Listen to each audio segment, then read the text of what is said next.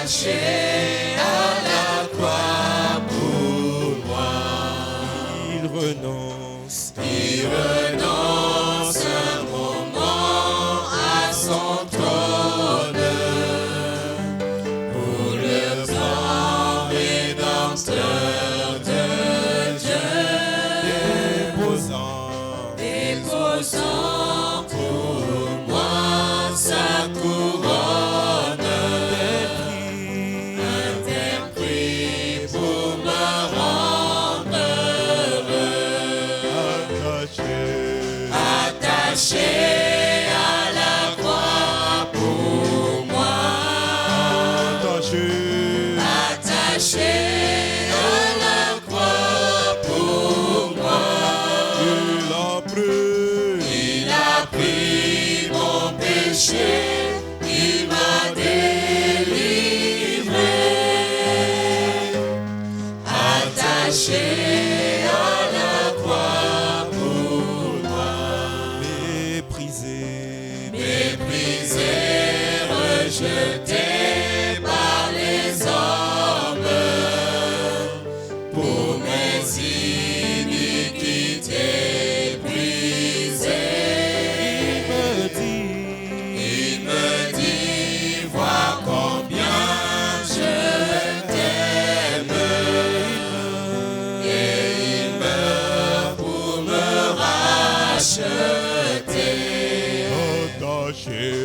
Attaché à la croix pour moi,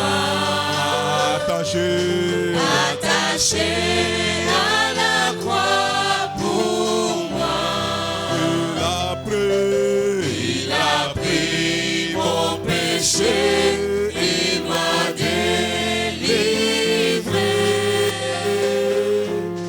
attaché à la croix pour moi. Le salut accompli sur la terre, mon sauveur remonta au ciel. Mais bientôt il va reparaître. Mon bonheur sera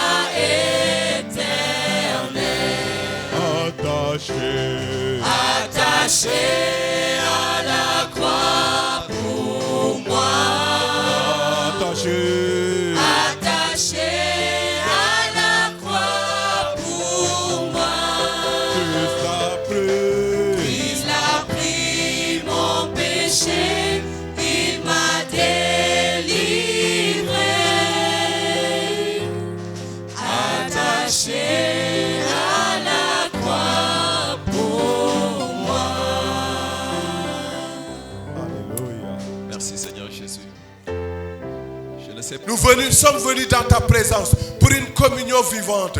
Bénis chacun selon la portion de son désir et de son déplacement. Je déclare au nom de ton Fils Jésus-Christ que ces lieux sont sous le sceau du Saint-Esprit, dans la présence du Dieu vivant, parce que ton assemblée est là, parce que tes enfants se sont rassemblés. Je déclare que la porte du ciel est ouverte au-dessus de ces lieux et qu'il y a un mouvement vivant, un échange vivant entre ciel et terre. Les anges viennent et les archanges descendent parce que c'est un service spécial donné à la gloire du Dieu vivant. Au nom de Jésus-Christ. Que ce quartier soit béni. Que nos voisins soient bénis. Et que certains parmi eux qui ne te connaissent pas soient rachetés au nom de Jésus. Que cette ville soit bénie. Que notre rencontre soit comme un sacrifice pour le salut des âmes dans cette nation. Et nous rachetons quelques-uns parmi eux au nom de Jésus-Christ. Bénis la chorale. Bénis l'école de dimanche. Bénis la direction du service, le liturgiste. Bénis ta parole quand elle sera prêchée. Et bénis chacun de nous. Au nom de Jésus, le Fils unique. Amen. Yahweh, Yahweh, kolonanga uzali zambe. Yahweh, Yahweh, Yahweh, Yahweh, Yahweh, Yahweh, Yahweh, Yahweh.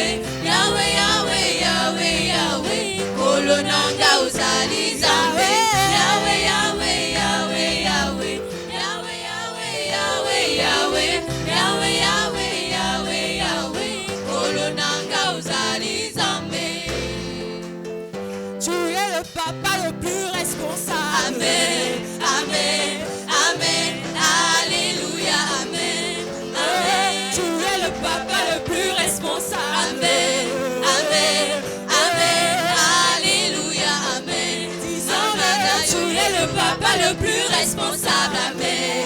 Amen. Amen. Alléluia. Amen. Amen. Tu es le papa le plus responsable. Amen. Amen. Amen. Alléluia. Amen. Amen. Tu es le papa le plus responsable. Amen. Amen. Amen. Alléluia. Amen. Amen. Tu es le papa le plus responsable. Amen. Amen. Amen. Alléluia. Amen. Amen. Est-ce que tu te rends compte de ce qu'on dit ce matin? Tu as le papa le plus responsable en fait. Donc ne reste pas là à être là comme ça. Montre-lui tes pas dedans ce matin.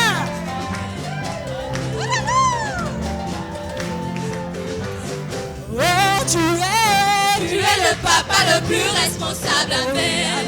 Amen. Amen. Alléluia. Amen. Tu es le papa le plus responsable. Amen. Amen. Amen. Alléluia. Amen. Tu es le papa le plus responsable. Amen. Amen. Amen. Alléluia. Amen. Amen. Tu es le papa le plus responsable. Amen. Amen.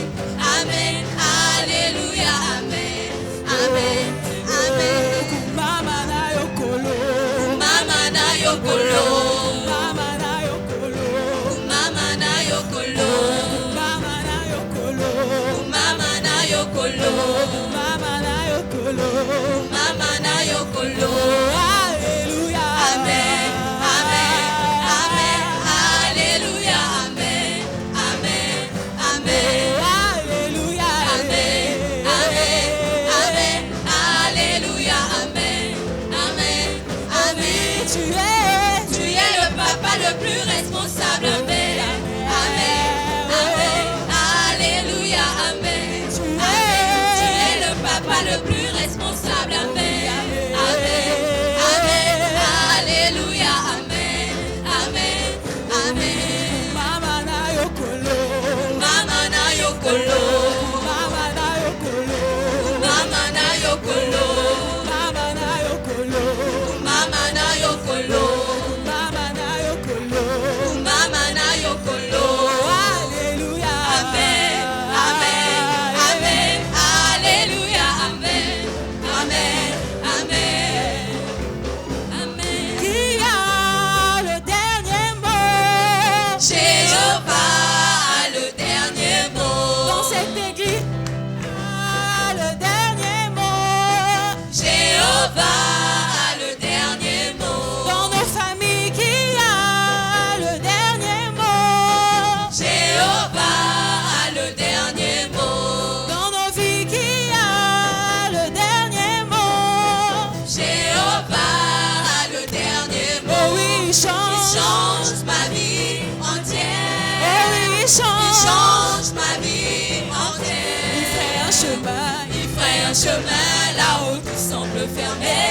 Jéhovah a le dernier mot. Oh oui, il Il change. change ma vie entière. Oh oui, il Il change. change ma vie Il entière. fait un chemin. Il ferait un chemin là où tout semble fermé. Jéhovah a le dernier mot. Qui a le dernier mot? Jéhovah a le dernier mot. Dans nos vies, qui a le dernier mot? Jéhovah a le dernier mot. Il change. Change ma vie entière. Oh, il Il change. change ma vie entière. Il ferait un chemin là où tout semble fermé. Jéhovah a le dernier mot. Mon partage de ce matin est une thématique et c'est la suite de ce que j'ai partagé le vendredi pendant la prière. Alléluia. Ceux qui étaient là savent déjà le thème que je voudrais traiter. C'était comment? Changement de nom, mais quel était le thème? La victoire a un nom, le nom du vainqueur. La victoire a un nom, le nom du vainqueur. Et notre texte de ce matin se trouve dans le livre de Juges. Le terme juge, c'est un nombre d'hommes et de femmes qui étaient remplis par l'Esprit Saint et qui étaient à la charge de la gouvernance d'Israël après la mort de Josué. Et ces juges avaient la charge, la responsabilité de délivrer les tribus d'Israël. Israël était déjà installé à Canaan par Josué. Mais il y avait des vagues de tribus, des vagues de nations qui attaquaient les différentes tribus d'Israël installées sur les différents territoires. Et puis, pour ce qui nous concerne, le livre de Juges, le chapitre 6, qui nous présente un jeune homme appelé Gédéon, c'était une nation, les Madianites, qui persécutait Israël. Au point que le peuple n'avait pas le courage de sortir et d'aller au champ. Le peuple n'avait pas le courage de traîner dehors, parce que tout homme, toute femme qui s'aventurait à rester dehors, les Madianites t'attrapaient. Et ils te faisaient esclave, ou bien ils t'assassinaient tout simplement. Le nom de la victoire. Et puis Gédéon sort. Il sort pour travailler un peu d'Ophra sous le térébeth. Et puis l'ange de l'Éternel le trouve sur le lieu et l'ange lui donne une salutation comme pour l'encourager, comme pour vanter ses mérites, comme pour reconnaître qui il est. Il lui dit au verset 13, au verset 12, l'ange lui dit, l'Éternel est avec toi, vaillant guerrier. Mais pourquoi il dit à Gédéon qu'il est un vaillant guerrier? Si vous regardez la suite, vous saurez qu'à l'instant là, Gédéon n'avait pas fait quelque chose de spécial. Parce que Gédéon va dire, je suis le moindre de ma famille, et ma famille est la moindre de toute la nation. Mais celui qui est ou qui se voit le moindre, c'est celui-là que Dieu appelle vaillant héros. Un héros, c'est quelqu'un qui a fait un prodige, quelqu'un qui a opéré une victoire, quelqu'un qui a fait quelque chose qui mérite qu'on l'appelle héros. Gédéon n'a pas encore fait quelque chose qui vaille la peine que le Dieu Tout-Puissant l'appelle héros. Mais Dieu lui dit, tu es un vaillant héros.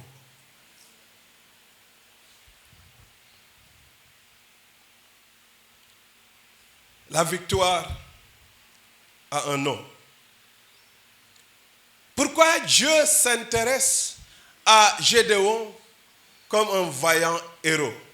Parce que dans la Bible en général, commençons par l'Ancien Testament, mais dans la Bible en général, le combat est toujours le signe ou le symbole. En fait, c'est une réalité qui se passe dans la vie du peuple de Dieu. Mais le combat n'a pas commencé avec le peuple de Dieu dans son entité que nous connaissons ici, Israël, Mais le combat a commencé dès que Dieu a fait des créatures. Et Dieu a commencé par des créatures spirituelles. Et quand il a fait un assez important nombre de créatures spirituelles, il a créé un parmi eux qui s'appelle Lucifer. Et Lucifer livra combat, pas contre Dieu, mais contre les autres créatures de Dieu. La Bible dit, il livra combat contre quel ange? Michael. Et quand il a été vaincu, il a été précipité. Puis, Dieu fait une récréation en créant l'homme. Et ce que nous connaissons aujourd'hui, les arbres, les animaux et tout ce qui existe, mais Satan revient et il livra combat aussi contre Dieu en attaquant la créature humaine. Puis, Dieu appelle un peuple sur lequel il met son esprit, Israël. Il les conduit, il les choisit, j'ai déjà parlé de ça, parce que Dieu veut toujours un homme ou une nation. Dieu veut toujours qu'il y ait quelqu'un qui le représente sur la terre. Et j'ai déjà dit ici, à Babel, à la tour, il divisa les langues, créa des nations et appela Abraham pour en faire une nation. Et d'Abraham est sorti Israël. Mais quand Dieu appelle Abraham pour en faire une nation, c'est que Dieu a pour objectif d'avoir une nation à lui. Et Dieu, pour avoir une nation à lui, cette nation doit demeurer dans sa parole. Tous les humains sont les créatures de Dieu. Et Dieu aurait aimé, était voulu que tous les humains l'adorent, lui le vrai Dieu. Et d'ailleurs, tous les humains cherchent à adorer Dieu. Même dans leur ignorance, ils cherchent Dieu. Cependant, Dieu est dans sa parole.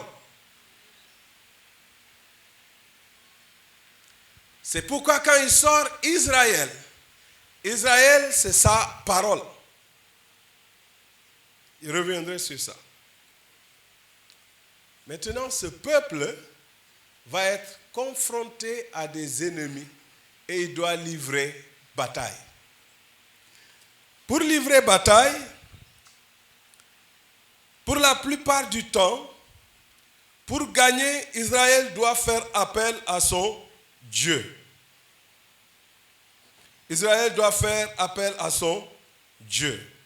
Et le Dieu d'Israël fait la bataille à la place de son peuple. Alors, ici dans le chapitre 6, Madian ne livre pas bataille. Israël ne livre pas bataille contre Madian, mais il se laisse opprimer et persécuter. Ils ont même peur de sortir.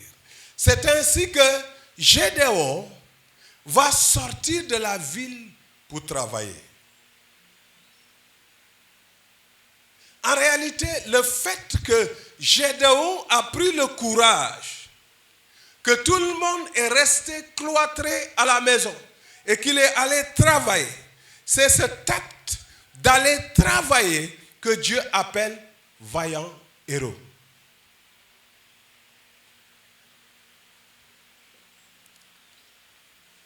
Est-ce que tu m'as entendu?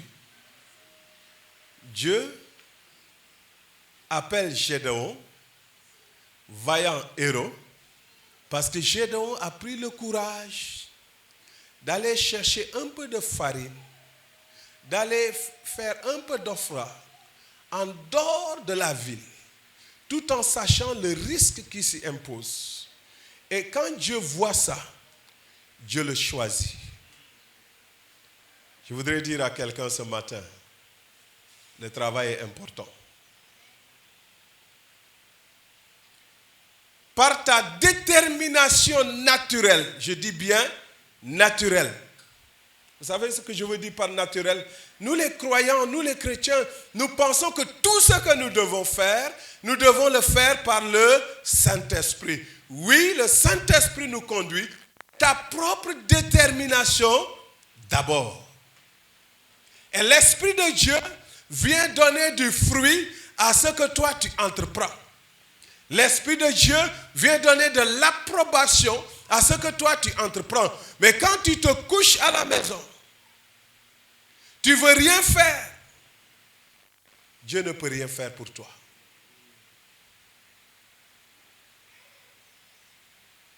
C'est pourquoi je pense que c'est le proverbe qui dit un peu de coucher, un peu de sommeil et la pauvreté te surprendra. Tu peux jeûner tous les jours, passer du lundi au dimanche à l'église, mais si tu ne fais rien, Dieu ne te voit pas comme un vaillant héros.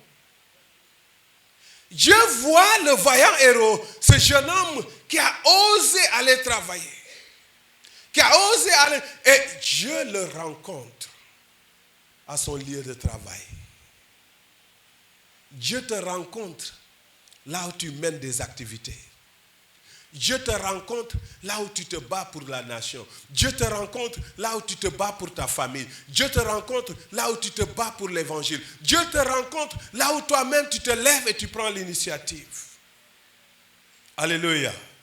Et il l'appelle vaillant héros. Et si vous regardez ensuite, au verset 14, je reviendrai sur la discussion. Je voudrais qu'on mette quelque chose sur place. Quand il l'appelle vaillant héros, il lui dit au verset 14, va avec cette force que tu as. Je voudrais que tu regardes quelqu'un, tu lui dis, tu as une force qui est en toi. Tu as une force qui est en toi. En fait, si vous regardez, quand il a dit vaillant héros, l'Éternel est avec toi.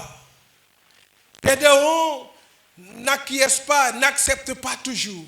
Il dit à Dieu, et croyez-moi, je vais vous épargner tout ça. Mais Gédéon a su tout de suite qui parle avec lui. Parce qu'il va lui dire, mais si Dieu est avec moi, si Dieu est avec moi, pourquoi, le verset avant, le verset 13, tout ce que nos pères nous ont raconté, tout ce qu'on a appris que le Dieu d'Israël, que le Dieu de nos parents est un Dieu qui fait des miracles, c'est un Dieu qui fait des prodiges. Il nous a sortis d'Égypte, mais les Madianites sont là. Combien de chrétiens peuvent dire la même chose, que Jésus a vaincu le mort, que la sorcellerie tremble, que les fétiches tremblent, que Jésus a vaincu le péché, que les ténèbres tremblent. Il jeûne, il prie, mais il ne voit pas la victoire comme... Gédéon dit à Dieu, mais tu me dis que tu es avec moi, tu me dis que tu es avec mon peuple, tu me dis que tu es avec Israël, mais Israël souffre. Peut-être aussi tu souffres et tu te poses les mêmes questions. Est-ce que vraiment mon Dieu est Dieu?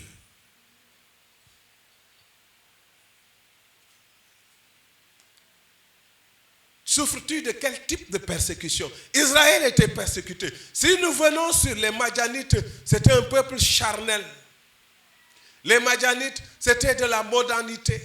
Les Madianites, c'était des frivolités. Les Madianites, c'était les recherches de la vie, du gain de la vie, les courses aux choses mondaines, les persécutions au travail, les murmures des gens, ta femme qui t'abandonne, tes enfants qui sont arrachés. Et tu dis, est-ce que Dieu est fort? On me dit que la main de Dieu n'est pas courte. Il s'est posé les mêmes questions. Mais Dieu ne l'a pas dit. Tout de suite, il vient de lui dire, l'Éternel est avec toi, vaillant héros. Il se plaint et Dieu lui dit cette fois-ci, va avec la force que tu as. Comment identifier la force que j'ai? Ça, c'est une belle question. Comment identifier la force que j'ai?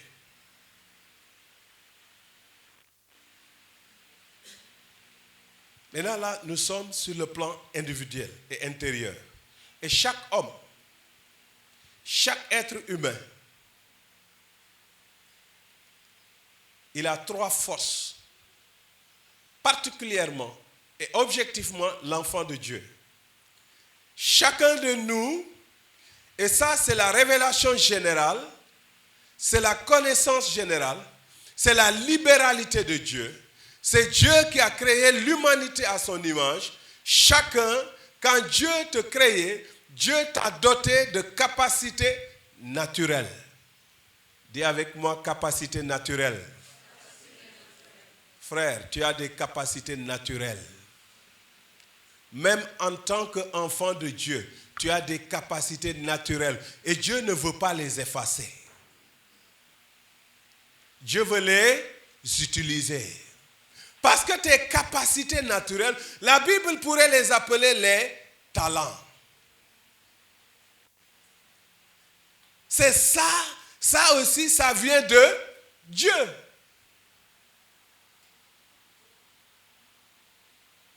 La question sur le talent ou la capacité naturelle, c'est l'usage. La deuxième chose, c'est quand tu deviens enfant de Dieu. Maintenant, le talent, il est naturel. Mardoché peut avoir le talent de chanter. Ça n'enlève à rien que Youssou N'Dour a le talent de chanter. C'est commun.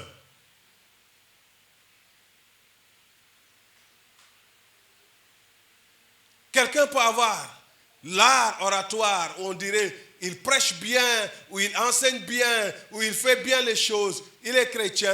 Quelqu'un peut avoir plus que lui et il n'est pas chrétien. Le talent, Dieu le donne à qui il veut. Et d'ailleurs, quand il crée les hommes, sur la vie de chaque homme, il met un talent. Si tu n'utilises pas ton talent, tu n'atteindras jamais le maximum de ton potentiel. N'oubliez pas mon thème, c'est le nom du vainqueur. Si tu deviens enfant de Dieu et tu ne veux plus utiliser le talent naturel que Dieu t'a donné, c'est pourquoi aussi il y a un exercice à faire. Connais-tu le talent naturel, ton don? Ce qui est naturel, c'est différent du don. Le don est immérité. Le don, c'est le deuxième élément. Quand tu deviens enfant de Dieu, Dieu te donne un don. Il y a ce qu'on appelle les dons spirituels. Les dons spirituels sont immérités. Un don, c'est quelque chose qu'on reçoit en addition. Dieu, tu es inné avec un talent. Tu deviens chrétien, Dieu te fait des dons. Vous savez pourquoi? Parce que l'enfant de Dieu doit être élevé vers la perfection. Parce que la chrétienté, la différence entre la chrétienté et les autres religions, c'est que la chrétienté, c'est la restauration de la perfection divine dans le jardin d'Éden, avant le péché. La religion, c'est la satisfaction morale de la chute humaine.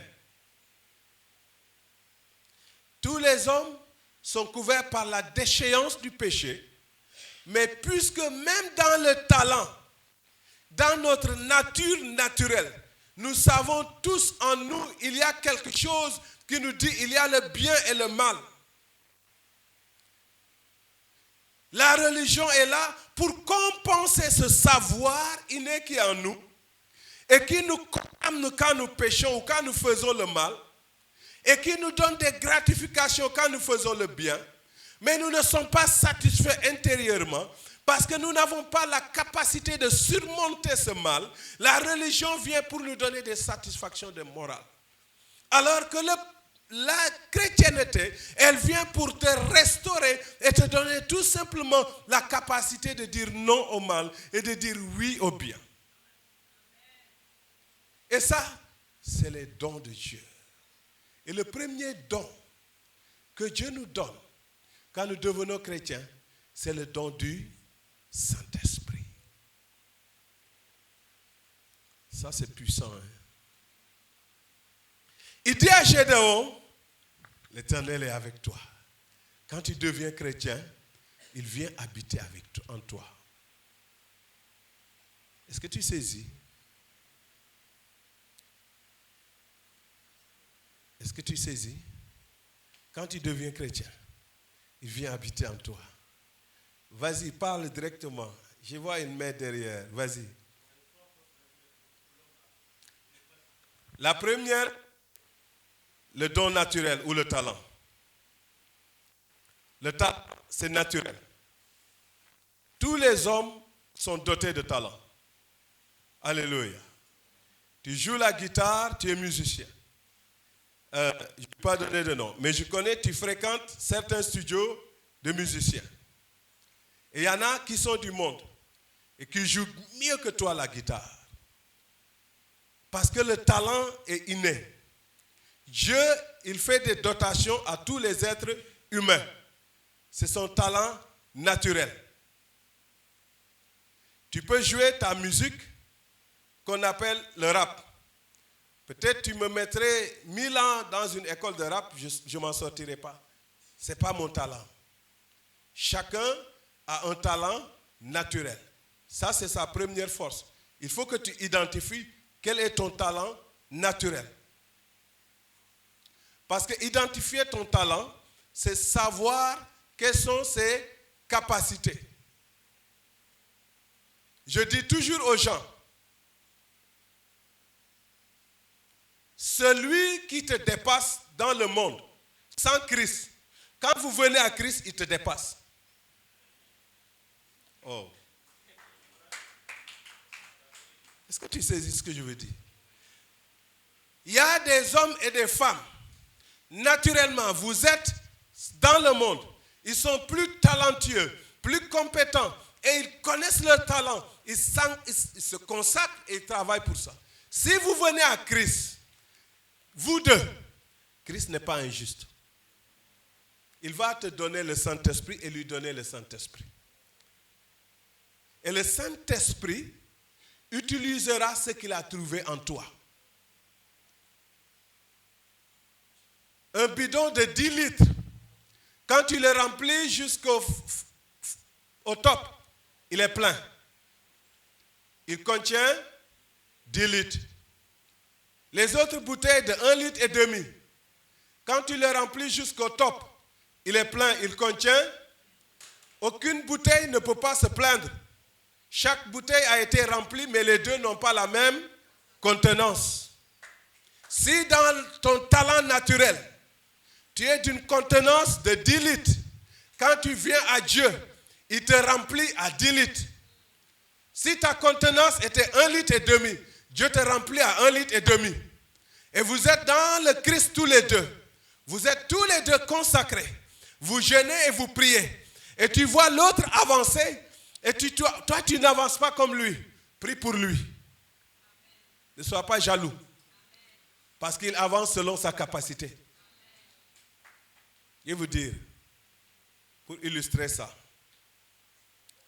un homme de Dieu qui a été envoyé dans ce pays, un jour m'a dit, je quitte ma mission, je vais implanter ma propre dénomination, ma propre église. Parce que tel l'a fait, il le réussit bien.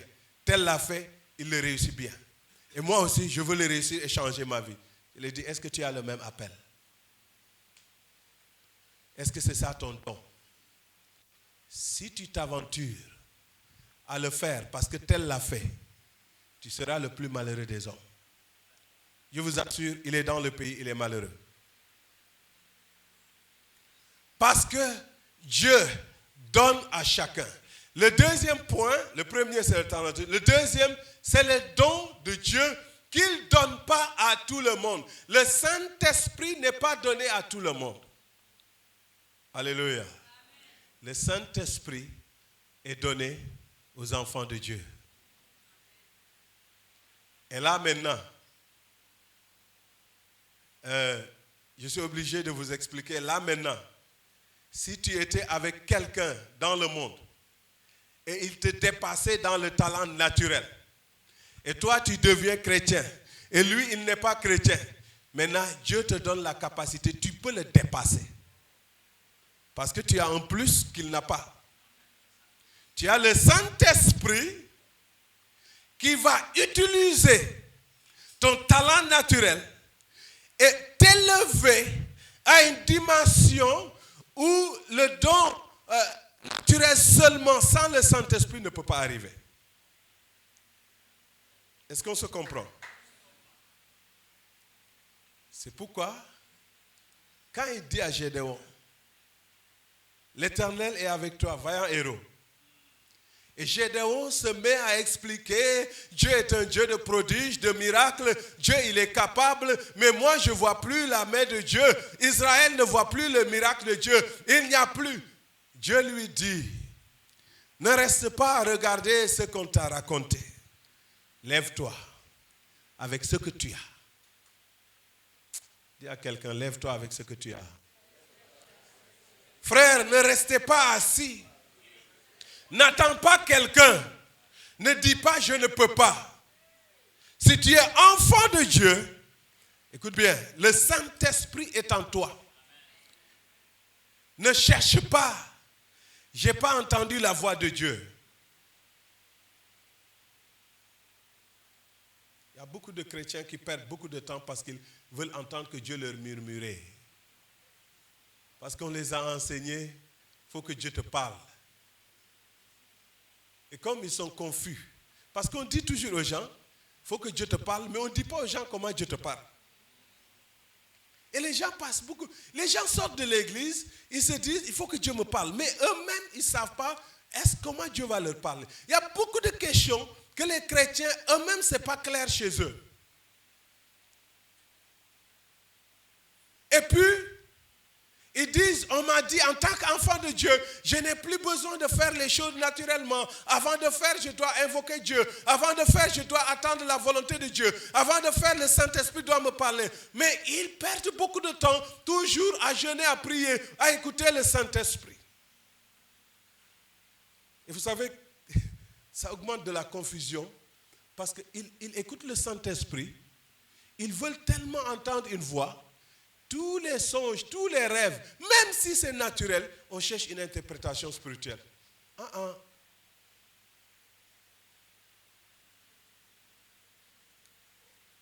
On ne vit pas par la vue. On vit par la foi. On n'a pas besoin que tout nous soit dit. On a besoin d'avoir la foi parce que le Saint-Esprit habite en nous. Mais il faut te lever avec ce que tu as. Qu'est-ce que tu as? Vous savez, Dieu, quand il veut t'envoyer, il y a toujours trois choses. Mais je ne suis pas dans le troisième point, je suis dans le deuxième. C'est qu'il te demande toujours, qu'est-ce que tu as? À Moïse, il s'est manifesté dans le feu et tout ce que vous voulez. Mais à la fin, il lui dit, qu'est-ce que tu as dans la main? Ou bien, il te demande, qu'est-ce que tu as vu? Que vois-tu, Jérémie? Ah, je suis jeune. Non, je ne demande pas ça. Que vois-tu? Frère, que vois-tu? Sœur, que vois-tu? pour ta vie, pour ta destinée, pour ton ministère, pour ta vie spirituelle, pour ta famille, pour tes études, pour ta bourse, que vois-tu?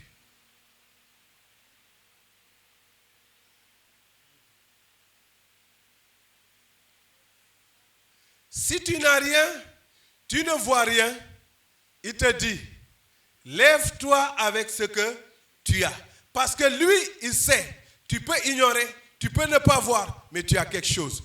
Personne n'est avec les mains vides. Il y a toujours quelque chose. Parce que c'est lui qui nous a créés. Et en nous créant, il a mis un dépôt. Et il dit à Gédéon, Israël a besoin de victoire. Maintenant, Gédéon, il est israélite. Il est éduqué dans la loi. Il connaît la puissance de l'offrande pour toucher le cœur de Dieu. Il va dire, j'irai un peu plus loin avec Dieu. Après tous les signes, il lui dit, laisse-moi te faire une offrande. Alléluia. Les jeunes hommes là, ils connaissent la Bible. Hein? Est-ce que tu connais ta Bible? Comment aussi veux-tu aller sans connaître la parole de Dieu? Hein? Maman, dis-lui, connais la Bible. Dis à quelqu'un à côté. Lis ta Bible. Il dit à Dieu, attends-moi ici. Je vais te faire une offrande. Et la Bible nous dit, Dieu s'assoit et il l'attend. Il va cuire son gâteau. Dieu l'attend. Frère, si Dieu est sur le point de te donner des victoires, il n'est pas pressé. Il l'attend. Et puis, il faut que j'avance. Et puis, le troisième élément, c'est la foi en Dieu. Vous voyez, Gédéon, quand toute l'opération est faite avec Dieu et que Dieu se retire, Gédéon va aller former une armée pour combattre, pour avoir la victoire. Et là, le chapitre 7 est intéressant. Mais permettez-moi de dire, avant d'aller au chapitre 7, la foi dont je parle est le premier qui doit avoir la foi dans tout combat, c'est le leader, le responsable. Parce que nous parlons aussi de l'Église et de la communauté. Gédéon devrait être le premier à montrer le signe de l'obéissance pour la victoire d'Israël. Alors, Gédéon va faire quoi? Il va former une armée. Et Dieu va lui dire quoi? Faut les diminuer. Le premier élément dans le combat de Dieu, c'est que la victoire ne s'obtient pas par le nombre. Maintenant, il faut que, parce que je veux finir dans 10 minutes, il faut que j'aille vite. La victoire ne s'obtient pas par le nombre. Dieu va dire à Gédéon de réduire le nombre des soldats. Mais ce que je voudrais dire ici, ce n'est pas en multipliant ton temps de jeûne, de prière, de ceci, de cela, que tu obtiens la victoire. La victoire s'obtient dans la qualité de la relation avec Dieu. Écoutez-moi bien. La victoire s'obtient sur la qualité de la relation avec Dieu. Nous sommes trop attachés dans l'Église au nombre, à ce qui est visible, à la vue. On est tellement attachés à la vue que la plupart parmi nous, même si on poste sur Facebook, à chaque fois qu'on le regarde, la première chose qu'on regarde, c'est le nombre de vues. Le nombre de vues importe peu pour Dieu.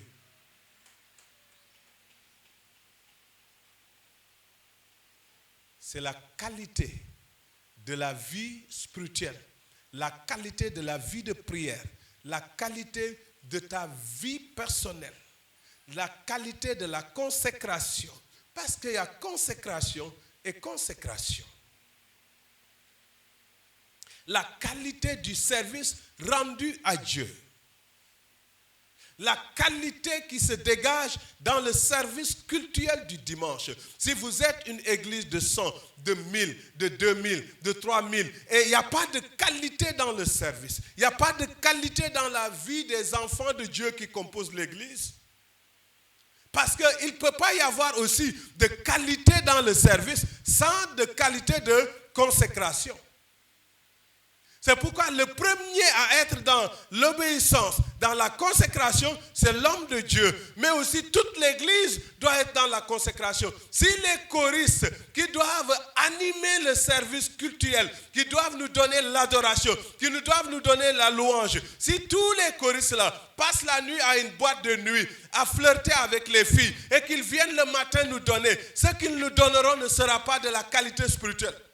Ce sera charnel.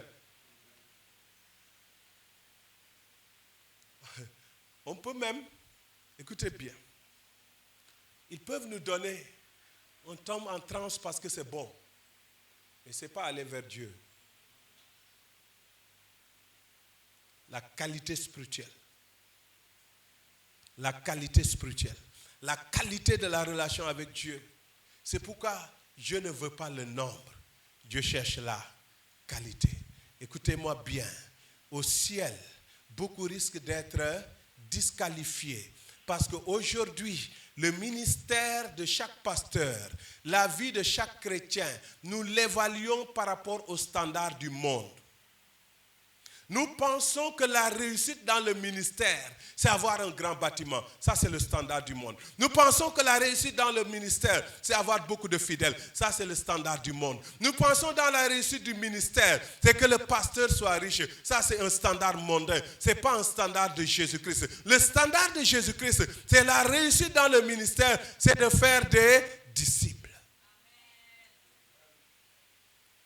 La qualité. Si nous voulons avoir la victoire, il faut qu'il y ait de la qualité. Je finirai par vous donner le nom du vainqueur. Peut-être une prochaine fois. Le nom du vainqueur. Deuxièmement, pour qu'il y ait une qualité dans la relation, il faut qu'il y ait un changement. Quand Dieu rencontre Gédéon, le petit jeune homme qui va taper dans leur front, est devenu chef de l'armée d'Israël. Alléluia. Très rapidement, pour rester dans mon thème, je vais lire Genèse chapitre 32. Le jeune homme qui avait peur est devenu chef de l'armée. Il n'y a pas de rencontre avec Dieu qui nous laisse tels que nous sommes. Et en lisant le Genèse, je voudrais vous dire une chose ici. C'est qu'il faut la force spirituelle. Genèse 32, verset 24. Jacob demeura seul. Alors un homme lutta avec lui jusqu'au lever de l'aurore. Voyant qu'il ne pouvait le vaincre, cet homme le frappa à l'emboîture de la hanche. Et l'emboîture de la hanche de Jacob se démit pendant qu'il luttait avec lui. Il dit, laisse-moi aller, car l'aurore se lève. Et Jacob lui dit, je ne te laisserai point aller, que tu ne m'aies béni. Il lui dit, quel est ton nom? Il répondit, Jacob. Il dit encore, ton nom ne sera plus Jacob, mais tu seras appelé Israël. Car tu as lutté avec Dieu et avec des hommes, et tu as été vainqueur. Quelqu'un dit vainqueur. Jacob l'interrogea en disant, fais-moi, je te prie, connaître ton nom. Il répondit, pourquoi demandes-tu mon nom? Et il le bénit. Là, Jacob appela ce lieu du nom de Péniel, car, dit-il, j'ai vu Dieu face à face et mon âme a été sauvée. Amen. Il y a 2 événements majeurs ici. 2 événements majeurs. 2 événements majeurs. Le premier événement, c'est que Jacob vient de voir son nom être changé. Et quand on change son nom, il cherche à savoir le nom de celui qui a changé son nom. En fait, on change le nom de Jacob et Jacob veut connaître le nom de celui qui a changé son nom. Mais comment est-ce qu'est arrivé le changement du nom de Jacob? Qu'est-ce qui s'est passé? Qu'est-ce que Jacob a fait? La lutte avec Dieu et avec les hommes. Ça, c'est un point qu'on va développer. Normalement, de façon simple, la lutte avec Dieu, c'est la vie de prière.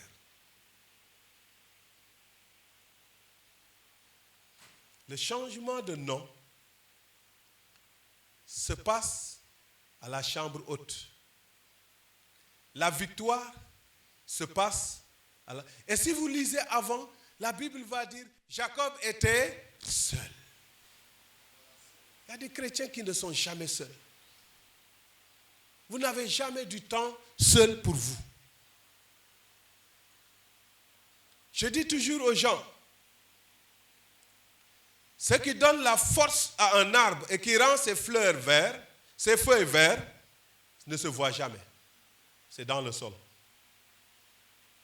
Les racines. On ne voit jamais les racines. Mais là-bas, ils sont enterrés. C'est là-bas, de là-bas qu'ils tirent et qu'ils entretiennent la force de l'arbre et qu'ils mettent ses feuilles vertes. La différence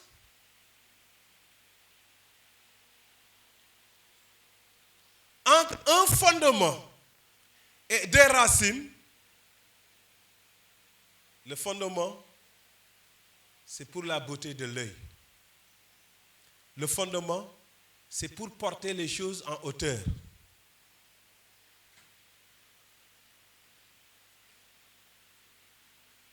L'Église travaille beaucoup les fondements des chrétiens, mais ils ne travaillent pas leurs racines. Les racines, c'est pour donner de la vigueur et de la vie. Un arbre peut être comme ça, mais tu ne peux rien contre lui. Il a des racines là-bas. Un bâtiment, pour qu'il soit haut, il faut que sa fondation soit solide. La hauteur du bâtiment dépend de sa fondation. Quand tu veux faire un bâtiment, tu penses d'abord à la hauteur, à la taille, ce que tu veux, et tu fais un fondement correspondant. Mais les racines, ils font plus que tenir comme ça. Les racines, ils donnent la vie et peuvent donner de la hauteur. On ne travaille pas nos racines spirituelles. On ne lutte pas avec Dieu assez. Et la Bible dit, Jacob lutta avec Dieu et avec les hommes. Et c'est une conjonction de coordination simultanément. Alléluia. Le nom du vainqueur. On reviendra sur cette deuxième partie. Quand Jacob a été trouvé vainqueur, son nom a été changé. Et quand Dieu change le nom de quelqu'un, ce n'est pas pour son propre plaisir. Quand Dieu change ton nom, c'est pour un objectif. C'est pour accomplir son plan. Quand il change le nom d'Abraham, il dit à Abraham, tu ne seras plus Abraham, tu seras Abraham. Maintenant, Abraham signifie père d'une. Mais vous savez ce qui se passe. Abraham, son nom a été changé à Genèse chapitre 17. Mais la promesse d'être père d'une multitude s'est passée à Genèse chapitre 12. D'où il l'appelle. Le Dieu qui a dit à Abraham à Genèse 12, je ferai de toi un père d'une multitude, savait que le nom d'Abraham, savait que Abraham qui est en face de lui n'est pas capable d'être père d'une multitude. Mais je lui mets ce dépôt. Mais un moment viendra où je lui rendrai capable, lui Abraham, de porter le dépôt et de le multiplier. Dieu a déjà mis un dépôt dans ta vie. Même si tu marches avec ce dépôt et tu ne le connais pas encore, parce que tu ne vois pas encore le fruit de ce dépôt, Dieu attend le moment venu et il te rendra capable que ton dépôt se multiplie. Dans Genèse 17, non seulement il dit à Abraham, tu n'es plus Abraham, tu deviens Abraham. C'est le moment d'être père d'une multitude. Et il lui fait une deuxième révélation. Dans le chapitre 15, il lui dit, Abraham, tu vas aussi, je viens de changer ton nom, mais tu iras vers ta femme qui s'appelle Saraï. Et tu vas dire à Saraï, elle n'est plus Saraï, elle devient Sarah. Parce qu'elle aussi, elle doit porter le fruit de la multitude. Dieu vient vers toi. Il te rendra vainqueur. Dieu n'est pas pressé. Il y a un nom pour le vainqueur. Quelle que soit la situation, quel que soit ce qui se passe, n'oublie pas au moins ceci. Il y a un dépôt dans ta vie. Le Saint-Esprit est avec toi. Il a un chemin pour toi. N'oublie pas ceci. Le Dieu qui a fait le dépôt fera en sorte que le dépôt porte du fruit. Tu seras vainqueur. Et dans le livre de l'Apocalypse, il est écrit, à celui qui vaincra, on lui donnera un caillou blanc sur lequel est écrit un nom nouveau que personne ne connaît si ce n'est celui qui reçoit le caillou. Il y a déjà un caillou. Parce que quand tu as été sauvé, le jour où tu as accepté Christ, le même jour ton nom a été écrit dans le livre de vie. Et la Bible dit le nom qui sera sur le caillou, c'est le nom qui est sur le livre de vie. Et que ce jour-là, on te le donnera. Personne ne le connaît. Reçois le nom du vainqueur. Au nom de Jésus-Christ. Amen.